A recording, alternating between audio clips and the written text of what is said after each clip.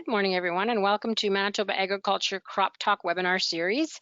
If you have any questions during the presentations today, please type them into the questions section of the GoToWebinar menu, and we'll answer them at the end of each presentation. This webinar is being recorded, and you will receive a link to the recording. Thank you. Thanks, Laurie. I'd like to welcome everybody to the May 25th edition of Crop Talk, and we're actually seeing some drills out in the field, and the last couple of days of I think guys are getting busy and guys are getting some crop in the ground, so that's definitely good to see.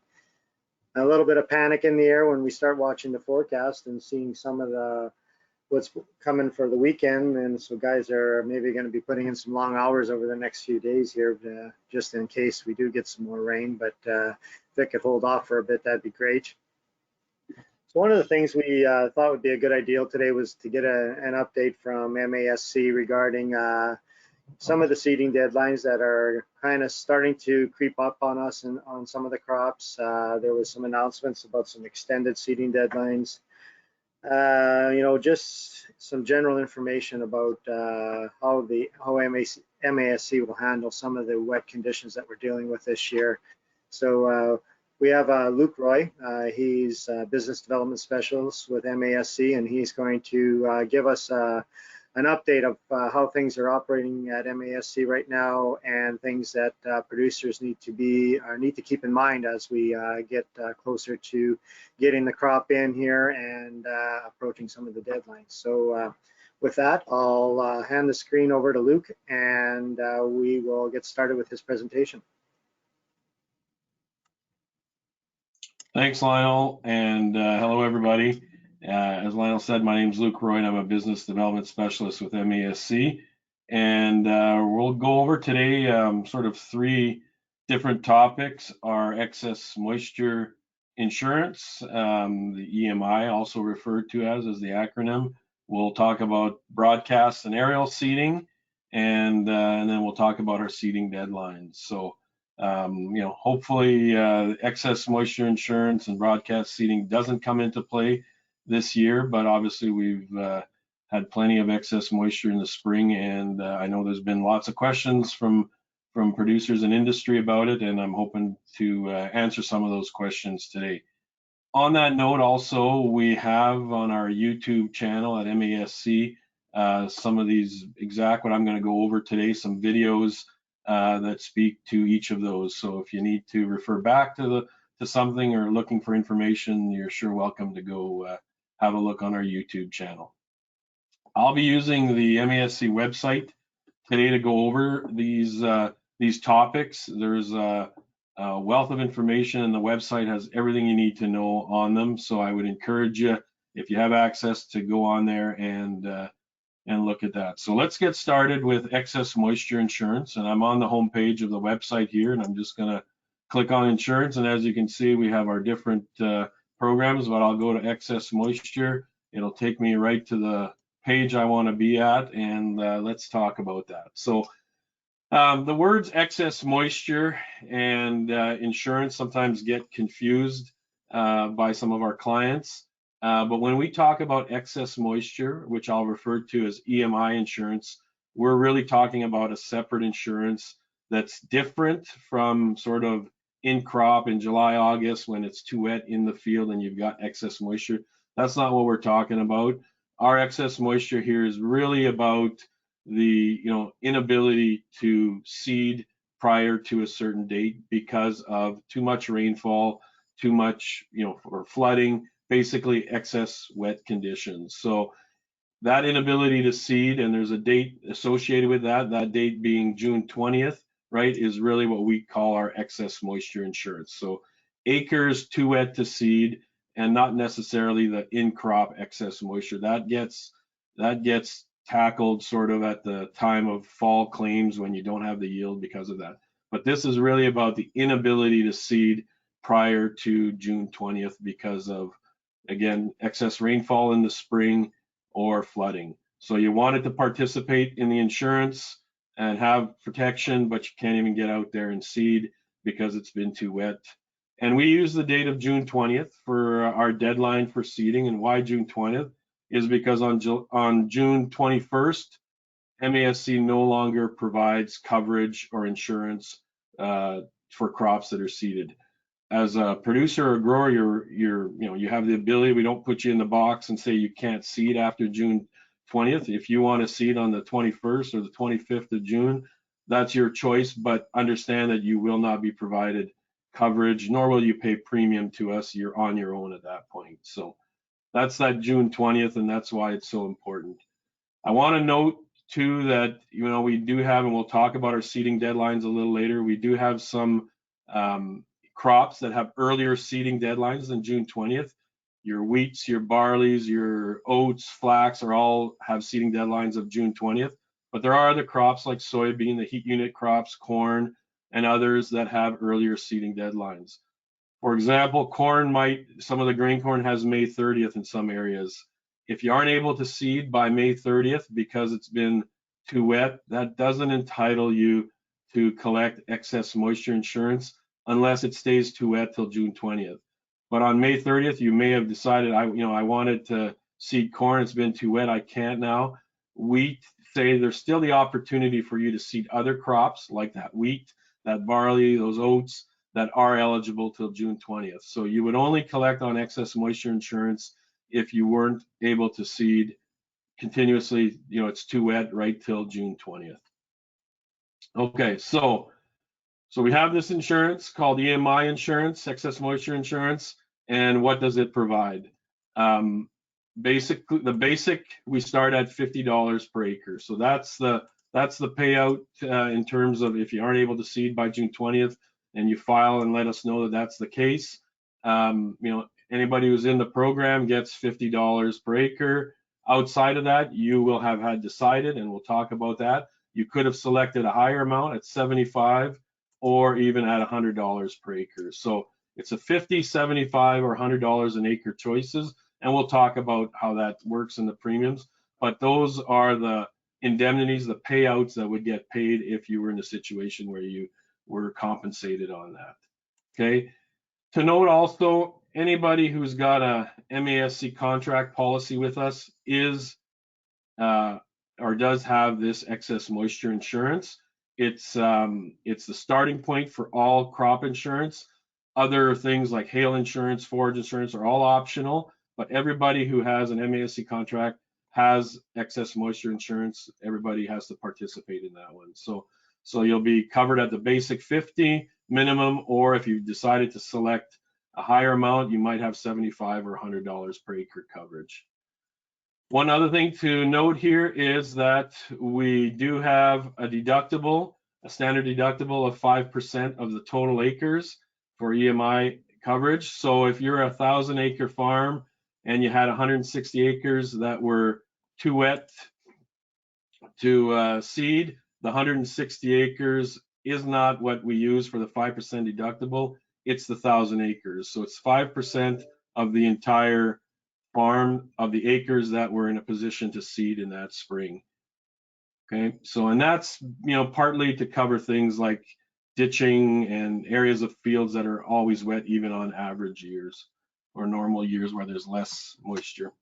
A couple things to note. I talked about the EMI options, the 50, the 75, the $100.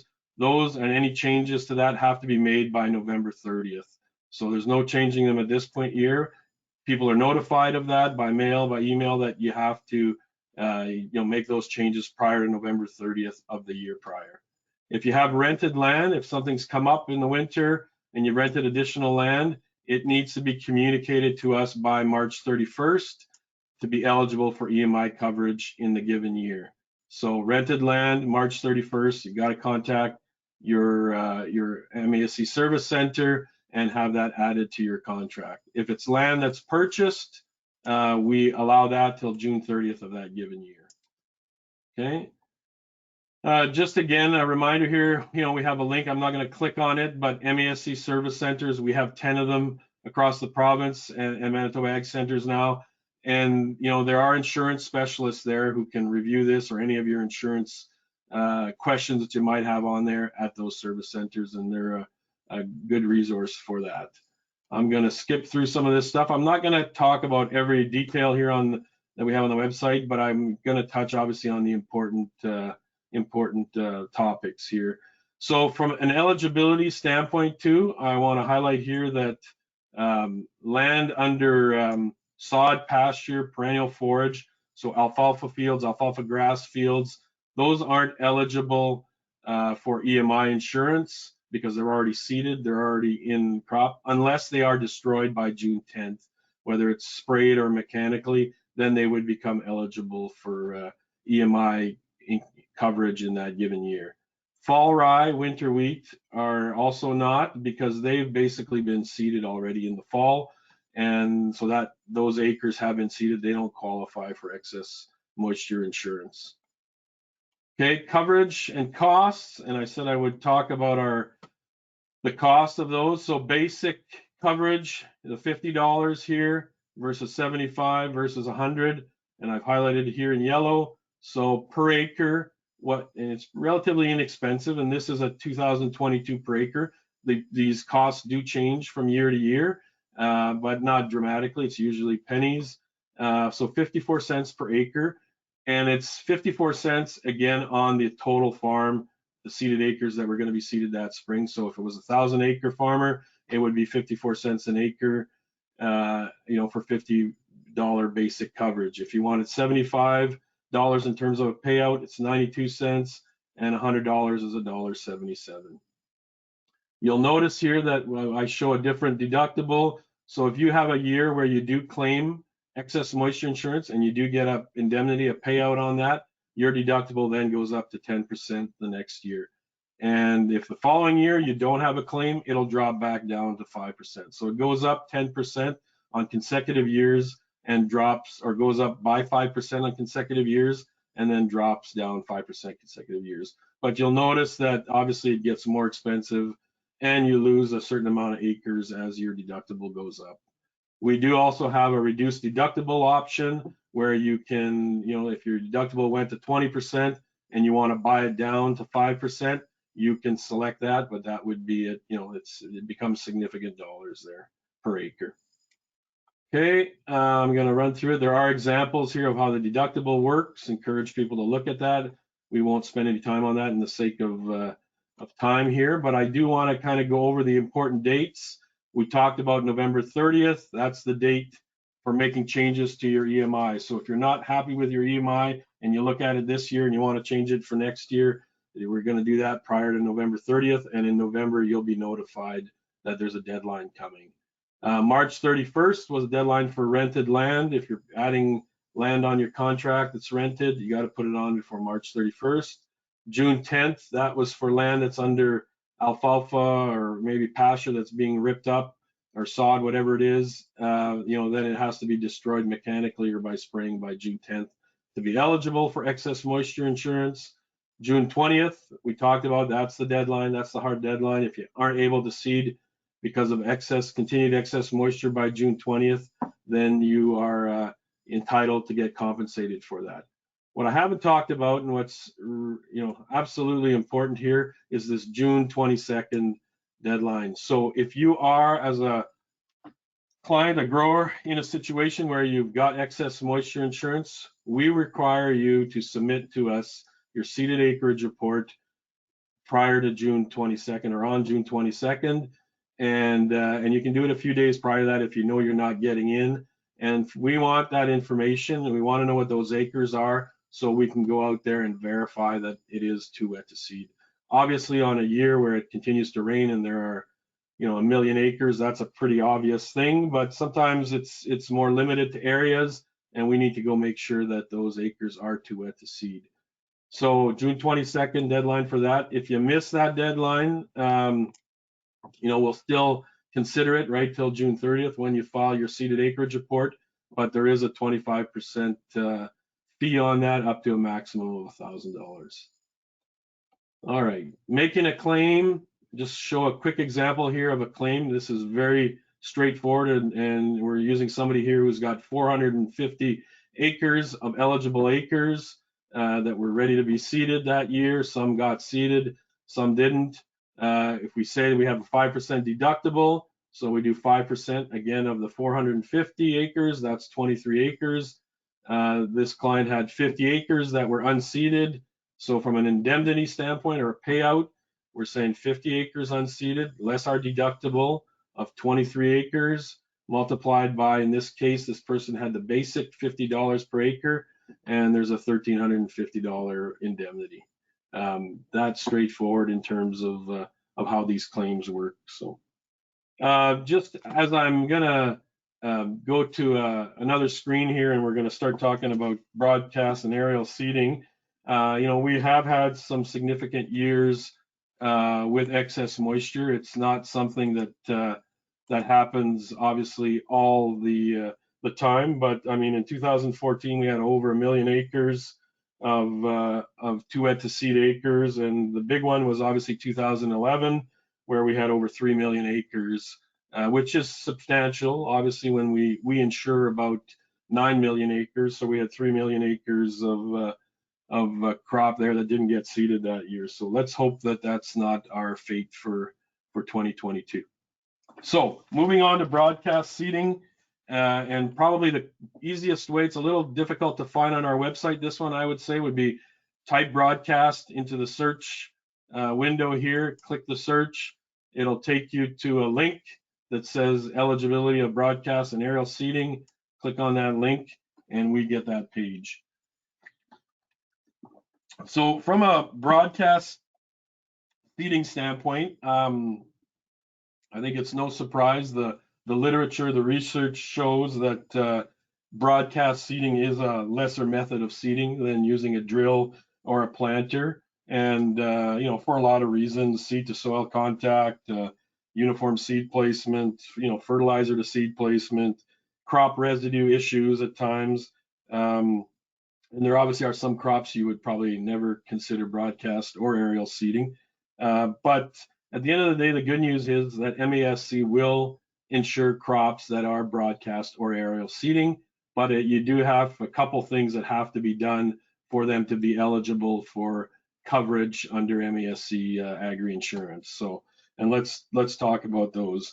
So from the standpoint of, we've separated out here broadcast and aerial seeding, and I think to the average person, well, broadcast seeding is broadcast seeding, whether I do it by ground equipment or aerial, and you could argue that. When I'm considering broadcast seeding here, I'm going to be talking about ground versus aerial seeding, which is exactly that, seeding by plane or helicopter. So we at MASC have a distinction for those two, and I'll show you why, because the aerial seeding has one additional requirement when it comes to that. So broadcast seeding for us defined as seeds scattered or spread on top of the ground. Very intuitive that way, I guess. And our aerial seeding is sown seed through aerial means such as a helicopter or an airplane. So to be eligible, and I'll go here to be eligible to qualify for crop insurance, there's two main things here, and the main one is the incorporation part. So crop does need to be incorporated by mechanical means to qualify for eligibility under crop insurance to have coverage for that year. So I'm not going to get into the mechanical means. There are different situations, obviously harrowing being probably the most common one, but it does need to be incorporated, and that is one of the factors that is required. So when you think of ground seeding, we know we can get on the ground, so we probably can get on there and harrow after or at the same time as when we broadcast that seed. So versus sort of the aerial, where it's probably in most cases it's so wet that we can't get on there and broadcast, and we are going to incorporate after. So that's kind of why we have the two somewhat distinct also. Another thing to be, as part of the incorporation, the date of incorporation is to be used as a seeding date for us. So in those situations where you've got, days between when you broadcast and when you incorporate, that is important because we expect the date of incorporation to be considered the seeding date. And you need to be careful when you're pushing those limits at the end of the seeding dates, and we'll get to those next. or in the next part of this presentation, the seeding dates. You don't want to fall into that or miss that out and get it into a later date that makes it uneligible. So again, incorporation by mechanical means has to be done. The date of incorporation is the seeding date. So when those crops are broadcast or aerial seeded, the other hurdle is they need to establish and basically emerge and establish to a level that is equal to or greater than a client's coverage. And that has to be to that point for us to consider it as insured. So again, we want that crop to be incorporated, then it needs to be to establish to a level that's equal or greater to their coverage. So coverage meaning, you know, specific clients can pick 50, 70, or 80% coverage. That's already been predetermined. March 31st was the deadline for that, but it has to establish to that level to be eligible for coverage. Okay, and so those are the two main ones. Aerial seeding has a third one, and I'm going right to there. It means that you got to report on your seeded acreage report by June 22nd that you've aerial seeded, and that has to go back to deal with the fact that is it being incorporated after, and we want to go out and verify that. So similar to excess moisture, where, you know, a couple days after June 20th, we make your report, or we ask that you report that so that we can go out and verify. It's the same case here for aerial seeding. We want that reported, that SAR to come in and be reported by June 22nd so that we can go out there and verify those acres are incorporated. In this case, there's no late penalty or anything. It's if you don't do it by June 22nd, it's not eligible for insurance coverage. So super important to get that in if those acres do happen to get seeded by plane or helicopter. From a broadcast seeding standpoint, it's business as usual on your seeded acreage report. You just file your seeded acreage report prior to June 30th. We are under the expectation that those acres are being incorporated, and you know, we'll verify some if we have to, but generally speaking, we don't, and we work with that. So that's sort of basically it in terms of the broadcast seeding and aerial seeding. And again, we do have service centers and insurance people there who can certainly help you with that information. If we go on to the seeding deadlines, and same thing here, let's just type in seeding into the search engine here. It'll take us to a link that has MASC seeding deadlines on there. And up comes the page for seeding deadlines for 2022. You know, on the seeding deadlines here, it's pretty straightforward in terms of the crops, and they're all listed here. Then we get to their seeding deadlines, and as we'll go through them, you'll see that we won't do every single crop. We'll highlight a couple, but you'll see that they have a June or a certain seeding deadline. Some are earlier than others. And then we have what's called this extended seeding period. And for people who aren't aware of that, is that we do allow crops that have earlier seeding deadlines to have an extended period. But if you're seeding in that extended period, it comes at a reduction of 20% of your coverage. So we say, yeah, we're going to allow to seed a little further into another, usually 5 days past the sort of seeding deadline, but it sort of comes at a cost to you in the sense that not an upfront cost, but that if you're in a claim at the end of the year, you're going to see your coverage be reduced by 20%, and obviously that affects you. So in a situation where everything's good and the crop matures and you get a great yield and everybody's happy, it's fine. You haven't paid an extra premium for that, you know, going that extended period. It's just in the case there is a claim, that's when we would take it off there. So that's our extended seeding period. And again, it's a 20% reduction in your coverage if you seed in that period. So if we go through here, barley, we'll look at the first one, seeding deadline June 20th. So our cereals, barley, oats, wheats usually are June 20th, and there's no extended seeding period because that's the deadline for all crops is June 20th, with one exception, and we'll get to that one, that's green feed. But otherwise, everything else is the deadline for insurability is June 20th for sure. Some are earlier, but June 20th, after that, there's no insurance provided. So I'm going to go to canola here, and I've highlighted canola, and you'll see that there are actually two seeding deadlines because we have two different areas. And so these aren't necessarily our risk areas. This is outside of that. This is seeding areas in terms of deadlines. And you'll see one is June 10th and one is June 15th. So canola growing area 1 is June 15th and canola growing area 2 is June 10th. And they both have extended periods also. And I'll show you how this works here, and we'll go look at a map here. So the canola map will pop up. We've got our canola insurance, area 1 and area 2. So we say in this sort of, let me minus this here a bit and put it back up. There we go. So we say in the area down here further south, and if those of you are familiar with our maps, these numbers represent our risk areas. But this area 1 in black and white here is basically, you know, that area for seeding. And then we have area 2, which if you fall in this area, then you're in a different seeding period. So if you'll remember from before, area 1 here was a June 15th deadline with an extended period. And as we go further north and a little further east, we've got a June 10th deadline for seeding in these areas. So if you're in the fringe here between these areas and you're not sure, well, am I in area 1 or am I in area 2? And this will be even more important later when we talk about soybeans, because there's like 4 different areas there. But I'm just going to share with you another screen here. And this is where you find that information from a producer standpoint. It's on the confirmation of insurance. And I've got here insurable areas. So we have all our land listed here, and clients will be familiar with this. You got your land, you got your legal description, and here we have insurable areas. And if it's canola here, it says this is area 1.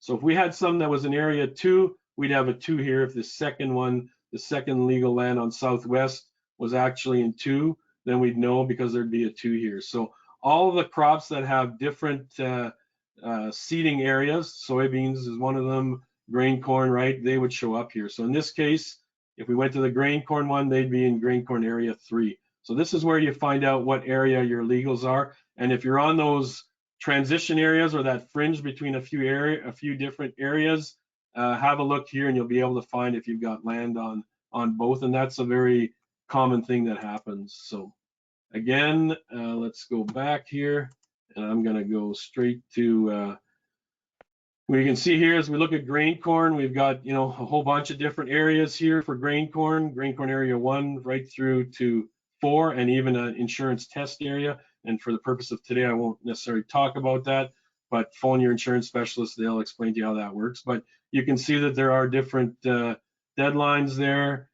Flax, June 20th. I talked about green feed. It is a June 20th seeding deadline. It's the only crop, because of its nature of it being a green feed, it's going to be cut early. It's not going to harvest late in the fall. It is insurable at the reduction, though, from June 21st on to July 15th. So that's the only one exception that you can seed after June 20th and still have insurance. Oats, June 20th, field peas, June 15th, with an extended period of June 16th to 20th. Let's go to soybeans, and let's talk about soybeans here. So we've had a change here this spring for soybeans. We've extended the seeding deadlines, and this was not something that just came out of the blue necessarily. I think it was precipitated this year by the wet, but we've been working at it for 3 to 4 years now, working with the pulse growers and pulse and soybean growers also. They've been doing some research across the year. We have some that's been ongoing, and we've been looking at it. There's been some new technology changes for soybeans over the years. And, you know, again, I'm not saying it wasn't going to change, but it obviously, with the year we're having, we looked at it and we found that, yeah, the research does justify us extending those seeding periods. So we added 2 days to area 1 from June 6th to now being June 8th.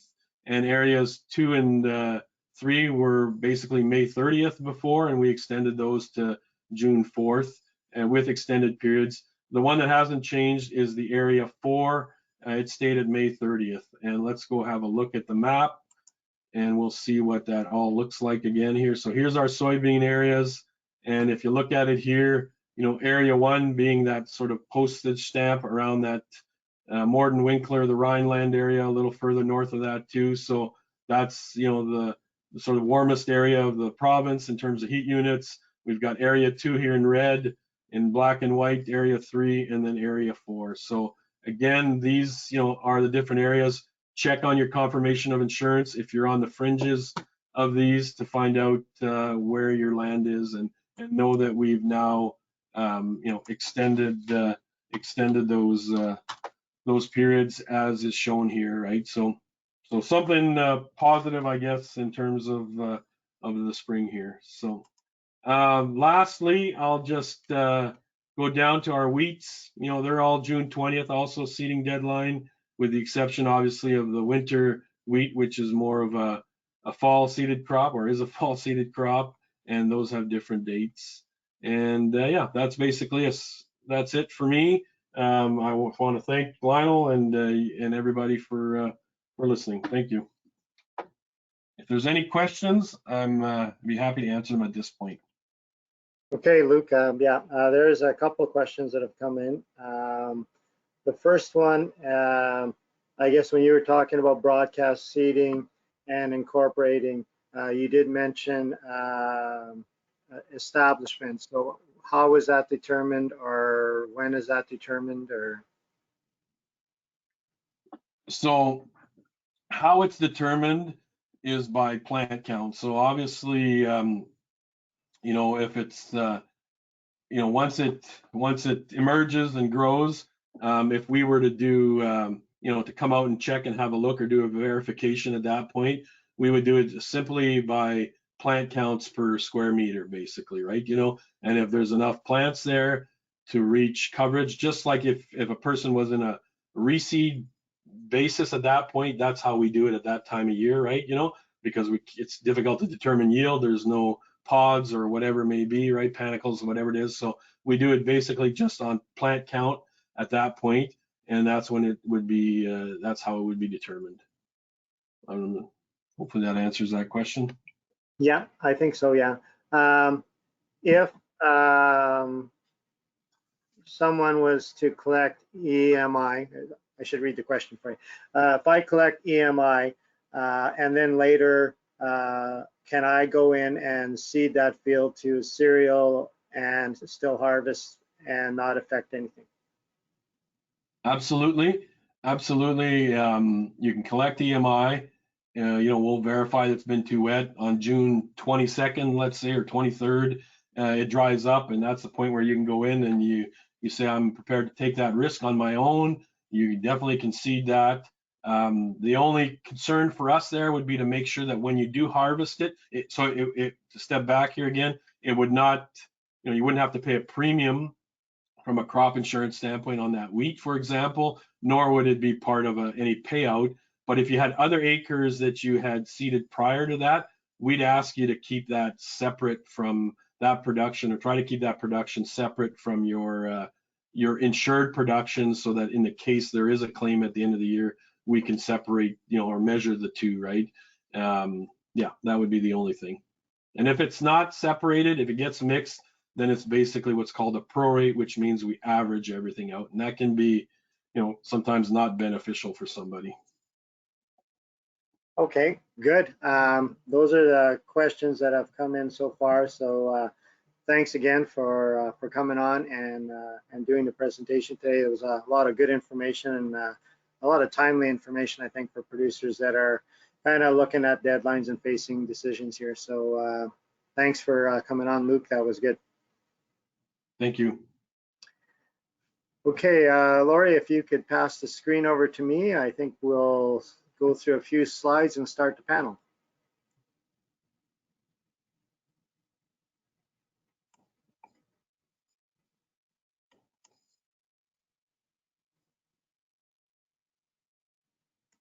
You should have the screen, Lionel. You bet. Okay, thanks.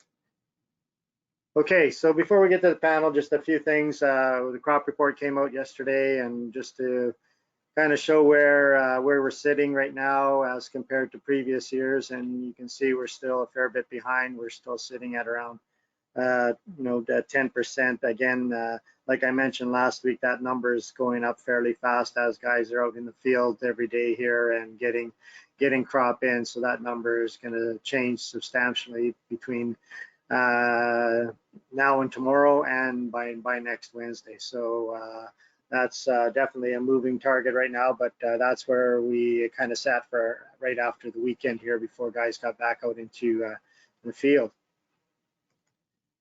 Got this yesterday too, or not yesterday, but a few days ago from a producer just north of Cirrus. And when you look at the picture on the right, that was our wet conditions back in 2011. And I think Luke mentioned that was the year that we probably had most of our wet acres, or a large amount of wet acres in the province.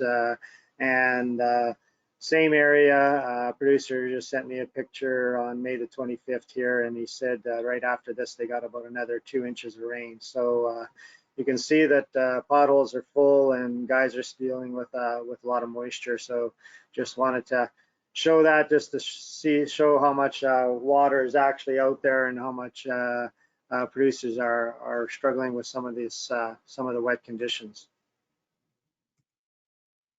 Okay, into our panel. A couple of questions that have come up through the week, and I think Terry Buss is on, Laurie, and I got a question for him. I was getting this, the hot question yesterday was, should I still be looking at planting peas, and what about soybeans? And I know we mentioned that the deadline isn't quite here yet, but I think producers are asking that question. So Terry, would you be able to take a stab at that one? Hello, am I on there, Lionel? You can hear me? Yeah, we can hear you, no problem. So in terms of the peas and the soybeans, what's happening with the clients I'm talking to is they are prioritizing getting those in now. So field pea planting is still going on. Field pea yields tend to drop off as we get towards the end of May, but especially the first week of June, just because flowering is pushed back into what is usually the hottest part of the year. It's not too late to plant them yet, but they definitely should be a priority, and pea growers out here, that's what they're pushing to get done. So getting them done, prioritizing fields where you can put them is key. It's not over yet, but it's definitely should be moving to the top of the priority list. And I'd make the same comments with soybean. Research has shown that with soybean, we have May is still a good time to put them in. With soybean, more than I think with field pea, we tend not to see yield reductions until we push into the first week of June. Again, most of my clients are prioritizing those two crops and making adjustments if it means switching to different fields or whatever to cover the acres that they intend to cover. So the game's not over yet, but it's certainly time to make it the priority if that is the intention in terms of getting those crops in. Certainly now is the time. If we don't do that now, then we're going to be having a different discussion as we move into next week. Okay, great. Thanks, thanks, Terry. Next question has come in, and I'm gonna address, there's two questions here. The first question is, so will my saline areas improve with all this moisture, or are they gonna get worse? And I think maybe Marla could take a stab at that one. You bet. When you showed these photos earlier, Lionel, I was really glad that you put these up, because that becomes the big thing is if you think about what we saw following, say, 2011 or some of these other wet years, that's when we've seen following those wet years, as things dry out, some of that salinity get worse. So with salinity, I mean, anytime we think about it being a water problem, not a salt problem. And so when water comes to the surface, or is allowed to come to the surface, whether it's, you know, increasing the water table because of high periods of precipitation, or this kind of overland flooding or high pothole kind of filled areas right now, when that water is connected to the surface, the salts that are deeper down, because they're mobile with water, they can move up as well. And so we can see salts move upwards from that deeper soil, if they have leached down over the years, they can come up to the surface. That's going to cause some salinity problems as these potholes start to dry out. So again, as the water recedes and the water table drops, the salts can stay in place, especially because if we move into a drier kind of condition, if we do get a little bit drier now and we don't have a lot of precipitation, there's nothing to wash those salts down. So they can stay up in that soil surface. And if again, there's no kind of rain, we go into a dry season or a drier season, there's upward movement of water through evaporation. And when we have upward movement of water, we just draw more of those salts to the surface. So we definitely can expect that we can see some higher salinity show up following these kind of wet periods. And that's just how salinity works. When we're dealing with prairie pothole areas or areas where we fluctuate between high and low water tables, where we're prone to salinity in a lot of our soils with those natural salts that move with water. If the water comes up, the salts will come up. If the water goes down, the salts will go down. But again, you have to have something washing those salts down to get them back down deeper into the soil profile. And that means you need rainfall. So we don't want more rain right now because it's bringing the salts to the surface, but eventually as this water table drops, we will need some rain to wash those salts back down deeper into that soil profile. Okay, and just kind of a follow-up to that, I had somebody ask me, with all this moving water, will salts be moving with it and moving to different areas in the field? You get an area that over floods and then floods another area of your field. Will it be moving salts with it and making those areas worse too? Yeah, that's a good question. The salts are not moving necessarily with overland flood and with the overland surface water. The salts are moving underground with that hydrologic flow underground. So we do see salts move around a bit in the landscape where there is that kind of underground hydrologic movement. So this is why we see things like salt patches get wider around pothole areas, because when you go through wet periods, there's more kind of outward movement of water underground compared to where these little pockets of water are. So you can just imagine on the images that you have on the screen that the salts can kind of seep outwards as these water patches are kind of seeping outwards, if that makes sense. But in terms of one kind of linking to the other and overflowing, we don't have the salts sitting in the surface water. The salts are in that soil water down below, kind of moving around. Okay, and another follow-up. Do you have a handle on what our subsoil moisture is like right now? I'm going to go with wet. Good question. And I haven't looked at the maps for or seen any maps put out looking specifically at subsoil moisture right now. We do, again, for all of the ag met stations, if you go to whatever the kind of local ag weather station is for your region, most of them have soil moisture being tracked, and they have sensors at 5, 20, and 50 centimeters.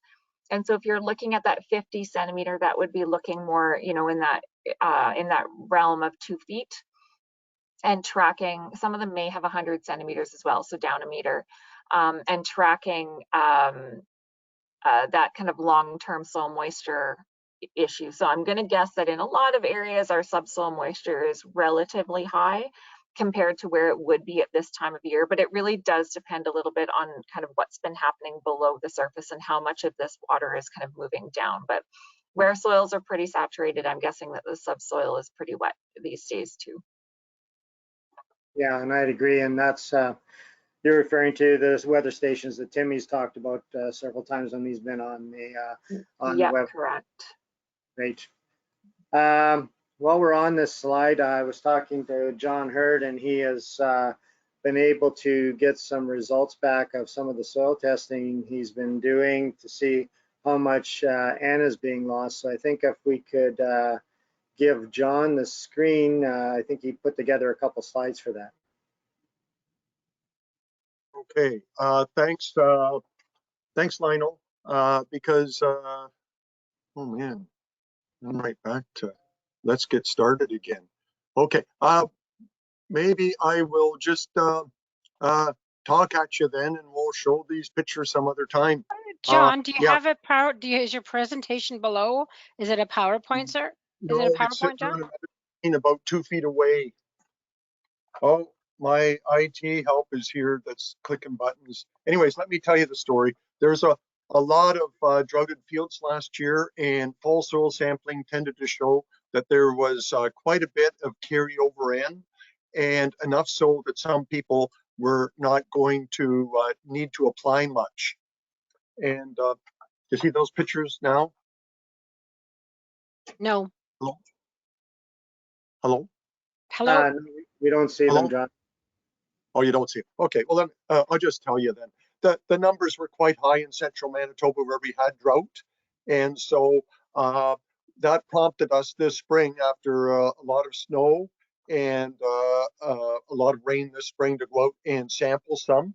A bunch of them I did and some of the consultants did some also. We went back to the same GPS points.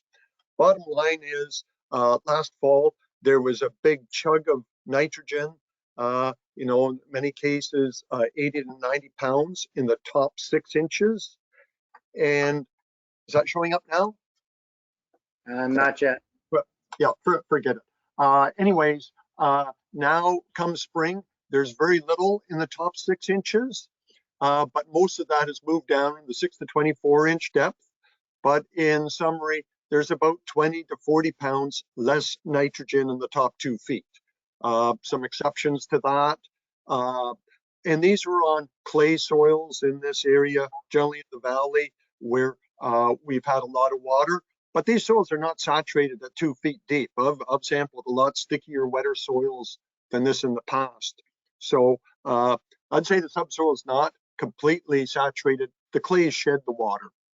So anyways, how this affects farmers? Well, if they were stressed out about growing soybeans because they had high nitrate levels, well, they can stop fretting because there isn't a lot of nitrogen left in the top 6 inches.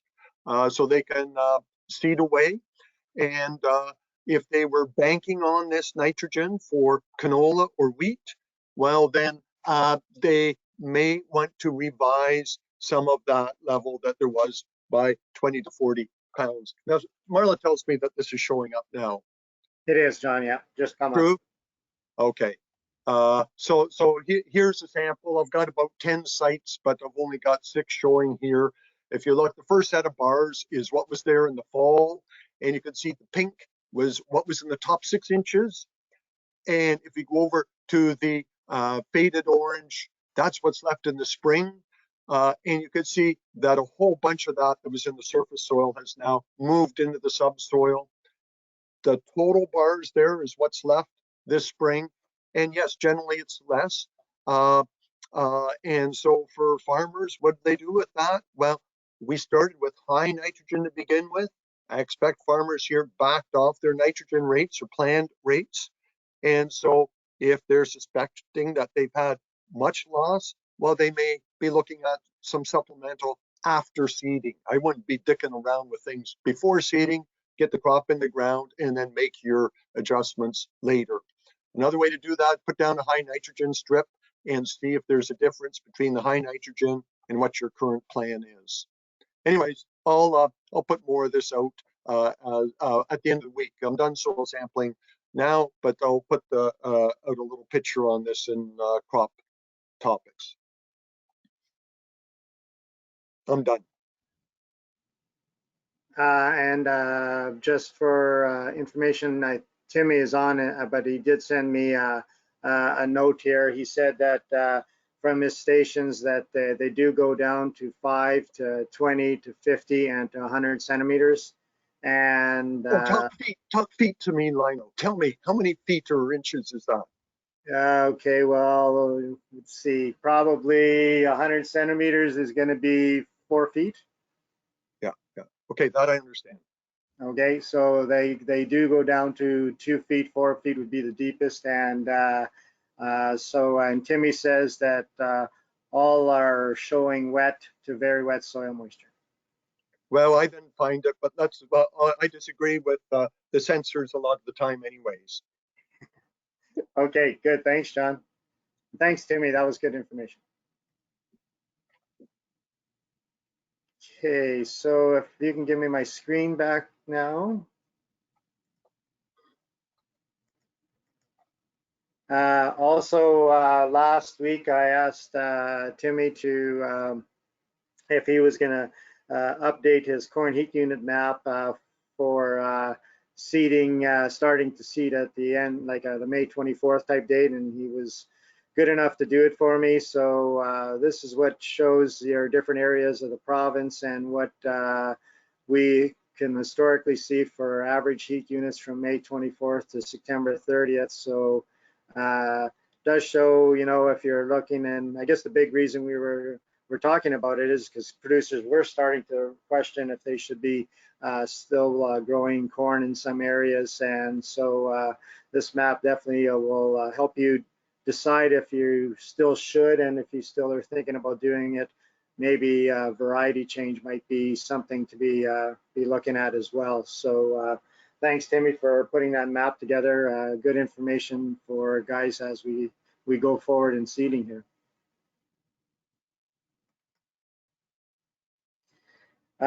This one comes from me. I've been out in the field the last couple days looking around at stuff, and a warning to everybody is keep the sprayer running. The weeds are starting to come and they're growing fast, and don't fall too far behind the sprayer. I mean, behind the seeder, because the weeds are definitely starting to green up, especially in fields that were not pre-harvested last year, or fields that didn't get any type of burn off done last fall. The weeds are really advanced, and so definitely keep an eye on those ones. A reminder, this coming week, June the 2nd, we'll be having the weed seeding identification day at ACC in Brandon on the North Hill, and it's by the greenhouse there. Again, if you're interested in coming, there's the contact information right there at the bottom, and you can send an email for more information. There are some credits for CEU available to the pest management. So if you're interested in a weed seeding ID, great place to go. There'll be several different samples that have been growing out, and good information given as well on growing habits and just general information. So plan to attend that one. Our field crop production guides, we're getting into spraying season, so definitely grab one of these books. If you're looking for them, they're probably, or they will be at most of the MASC service centers or ag service centers, and the 10 of them I'll show the locations right away. Or if you're looking for bulk orders or large orders, Kim Brown Livingston could help you with that. Or you can contact any of the crop production specialists that I'll be giving the information right away, and they'll get you in contact with getting the books. There's the crop production specialists and the province, where they're located, as well as their phone numbers. Our livestock people, and again, their information. We're getting into grazing season, and if you've got questions about putting cattle out on pasture and what you should be doing before you get them out there, definitely give these people a call. There's our ag services centers, the locations and their phone numbers. And mine and Lori's information, contact information, and if you're needing to know anything regarding the Crop Talk sessions, and join us next week, June the 1st, and hopefully we'll have our seeding from 10% up to 40% by that, or maybe even higher if it doesn't rain on the weekend. Thanks for attending, and see you next week.